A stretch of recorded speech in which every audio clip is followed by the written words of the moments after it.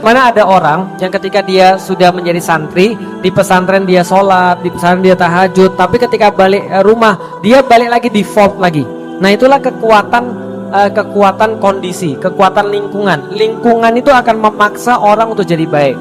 Nah pertanyaannya gimana kalau dia di rumah? Jadi gini, pertama saya harus kasih tahu dulu sama bunda-bunda sekalian. Pertama, kita itu tidak juga harus berharap bahwasanya setiap anak itu jadi ulama atau setiap anak itu jadi kiai, itu kan ya. Itu juga tidak, karena anak itu memang potensinya nanti akan dikasih Allah beda-beda. Bayangin kalau semuanya jadi ngisi kajian, siapa yang nyiapin sound system, siapa yang nyiapin misalnya desain tempat, siapa yang nanti opera-opera dalam bidang yang lain. Maka Allah itu membagi tugas dakwah sebagaimana Allah membagi rizki. Ada yang rizkinya di bidang laut, ada yang rizkinya di bidang darat, ada yang rizkinya di udara, ada yang jadi pilot, ada yang jualan, ada yang misalnya buka toko, ada yang kerja karyawan dan segala macam. Kerjaannya pun beda-beda. Sama, dakwah itu seperti Allah bagi rizki. Jadi rizkinya beda-beda.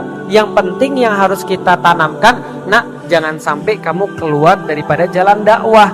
Apapun itu yang menjadi sebuah kontribusimu bagi jalan dakwah. Tapi Ustadz, dia sekarang masih perlu disuruh-suruh. Ya memang itulah namanya laki-laki.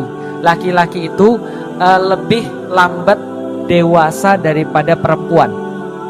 Laki-laki lebih lambat dewasa daripada perempuan. Jangankan anak ibu, saya aja, kalau saya tidak menaruh diri saya di dalam lingkungan yang memaksa saya untuk berbuat baik, saya pasti akan jadi kayak begitu juga. Saya akan ngabisin hidup saya untuk nonton, saya akan ngabisin hidup saya untuk main game, saya akan ngabisin hidup saya untuk traveling, jalan-jalan, sholat di akhir waktu misalnya, ataupun bangun tahajudnya jarang-jarang, puasa nggak pernah. Ya karena gitu, kalau saya ngikutin kalau saya tidak punya lingkungan yang ngecek saya terus. Nah jadi pentingnya kalau seandainya dia pulang pas liburan, dia harus punya komunitas, dia harus punya teman-teman yang senantiasa ngingetin dia. Dan kalau memang di rumah belum bisa diminta untuk seperti itu, saran saya diajak ngobrol terus aja. Tapi mungkin bentuknya bukan jadi gini, anak-anak itu kebanyakan sekarang mendapatkan pressure dari orang tua. Dan pressure-nya biasanya kayak tadi, biasanya dibandingin sama yang lain. Biasanya, kamu itu anak pesantren tapi bangunnya telat, gitu kan ya. Kamu masa kalah sama ayam?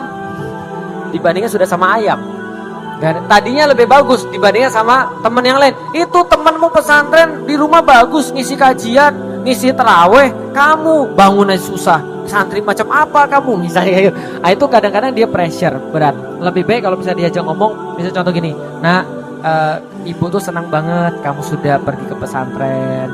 Alhamdulillah senang banget kamu sampai sekarang masih istiqomah.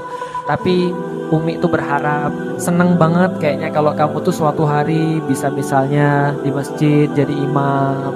Tapi tidak semua anak kayak gitu, gitu kan ya. Dan kita harus menerima bahwa selama anak kita sudah mau di pesantren saja itu sudah kebaikan besar. Intinya gini, anak itu sudah baik, tinggal kita tambah kebaikan-kebaikan pada mereka. Karena kalau kita pushnya terlalu tinggi, nanti mereka bisa jadi putus. Nanti mereka mikir gini, aku sudah berusaha yang paling kuat loh sebenarnya, cuma kok aku tidak dihargai. Nah itu khawatirnya. Tapi ibu pasti yang lebih tahu anaknya lebih daripada Felix Yao. Ibu tahu kapan bisa berkata keras, ibu tahu kapan bisa berkata lembut. Karena memang ya kadang-kadang di rumah juga begitu. Kayak misalnya anak saya juga pesantren, ketika pulang di rumah kadang-kadang juga begitu. Yang paling galak siapa? Ibunya. Yang buat dia nangis siapa? Ibunya. Boya kamu jangan mager terus di kamar. Namanya anak cewek, di kamar terus mager. Bagi saya biasa, tapi ibunya nggak bisa terima. Ayo sini pergi sini segala macam. Ya udahlah. Namanya ibunya lebih tahu. Kalau misalnya nanti bapaknya ikut-ikutan, bisa kita yang kena omel. Mendingan ya sudah nggak apa-apa. Ibu insya Allah lebih tahu. Cuma yang tadi perlu kita sampaikan, cara komunikasi itu kadang-kadang lebih perlu untuk tadi Pertama, minimal kita sudah menghargai apa yang sudah dia perbuat, dan kita respect dan kita apresiasi dengan apa yang sudah kita perbuat. Hanya saja sampein aja. Tapi ya namanya ya nak ya, namanya ibu kan pasti menginginkan yang paling baik. Walaupun mungkin ini agak sedikit mungkin agak buat kamu tertekan, tapi ini adalah doa ibu. Mohon maaf ya nak kalau misalnya ibu mungkin berharap terlalu banyak, tapi senang deh kalau nanti ibu bisa lihat kamu ke masjid setiap kali azan. Ibu senang deh kalau melihat kamu misalnya kamu jadi imam. Supaya kenapa? Supaya itu bisa jadi tambahan-tambahan pahala buat ibu.